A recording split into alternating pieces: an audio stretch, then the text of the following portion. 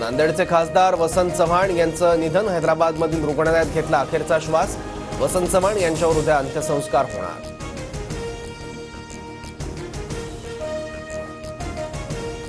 जागा वाटपासंदर्भात महाविकास आघाडीची दुपारी 4 वाजता बैठक. ट्रायडंट हॉटेलमध्ये मोबिया नेत्यांची बैठक होणार. पुण्याच्या यवतमध्ये शरद पवार गटाचा आज कामगार मेळावा. शरद पवार आणि सुप्रिया सुळे यांच्या उपस्थितीत कामगार मेळावा.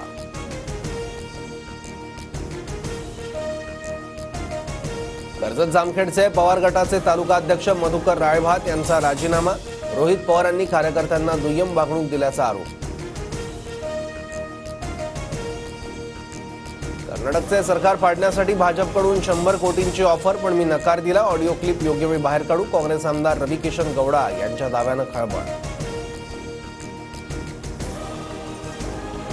शेतकरी आंदोलनादरम्यान महिलांवर अत्याचार आणि हत्या. भाजप खासदार कंगना राणावतचं वादग्रस्त विधान. कंगनाच्या विधानानंतर नवा वाद निर्माण होण्याची शक्यता.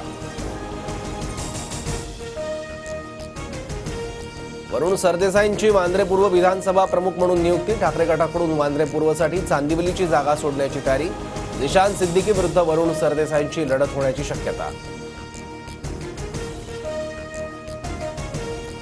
ठाकरे गटाकडून नव्या नेत्यांच्या नियुक्त्या जाहीर. संजय लाखे पाटील सचिवपदी, चंद्रहार पाटील, वसंत मोरे संघटकपदी, तर ललिता पाटील आणि मुकेश साळुंखेंची संघटकपदी निवड. नागपूरमधील ठाकरे गटाच्या 2 युवासेना जिल्हा प्रमुखांवर अपहरणाचा गुन्हा. शशिकांत तिवारी आणि प्रीतम कापसेसह 7 जणांनी बंदुकीच्या धाकावर युवकाचं अपहरण केल्याचा आरोप. केंद्राची यूपीएस पेन्शन स्कीम आता राज्य सरकारही राबवणार. राज्यातील शासकीय कर्मचाऱ्यांसाठी नवीन पेन्शन योजना लागू. मंत्रिमंडळाच्या बैठकीत मोठा निर्णय. पुण्यातील वडगाव शेरी विधानसभा मतदारसंघात भाजप अजितदादा गटात श्रेयवाद. महायुतीचा धर्म भाजप आणि शिंदे गटानेच पाळायचा का? जगदीश मुळीक यांचा सवाल. कार्यक्रम पत्रिकेत शिंदे फडणवीसांचा फोटो न टाकल्यानं नाराजी. बदलापूर प्रकरणातील आरोपीची पोलीस कोठडी आज संपणार. पोलीस बंदोबस्तात आरोपी अक्षय शिंदेला कल्याण कोर्टात हजर करणार. पोलीस आरोपीची कोठडी वाढवून मागण्याची शक्यता. देशातील औष्णिक ऊर्जा प्रकल्पांची जागा छोट्या मॉड्युलर अणुभट्ट्या घेणार. शून्य कार्बन उत्सर्जनाचं उद्दिष्ट गाठण्यासाठी 40 ते 50 अणुभट्ट्या विकसित करण्यात येणार. मध्य रेल्वेच्या जलद मार्गावरील वाहतूक 20 मिनिटं उशिराने. कळवा स्थानकाजवळ लातूर एक्सप्रेस थांबवल्यानं वाहतूक खोळंबली. बिघाड दुरुस्त केल्यानंतर लातूर एक्सप्रेस रवाना.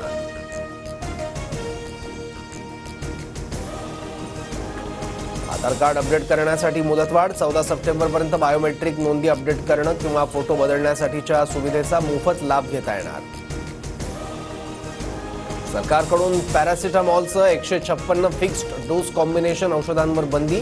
धोका असल्यानं उत्पादन, सेवन आणि वितरणावर बंदी. दरड कोसळल्यानंतर रत्नागिरीतील अणुस्कुरा घाट 48 तासांपासून वाहतुकीसाठी बंद. प्रशासनाकडून दरड हटवण्याचं काम युद्धपातळीवर सुरू. मुंबई गोवा महामार्गावर अवजड वाहतुकीला बंदी. गणेशोत्सवाच्या पार्श्वभूमीवर कोकणात जाणाऱ्यांची गर्दी लक्षात घेता वाहतूक कोंडीच्या समस्या निर्माण होण्याची शक्यता.